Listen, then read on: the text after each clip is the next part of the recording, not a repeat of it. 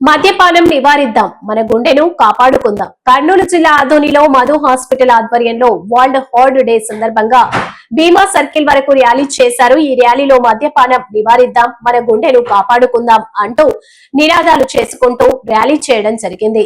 ఈ సందర్భంగా Madhu hospital cardiologist doctor Vishwanath మాట్లాడుతూ గుండె జబ్బులు రాకుండా జాగ్రత్తగా ఉండాలని డాక్టర్ విశ్వనాథ్ చెప్పారు.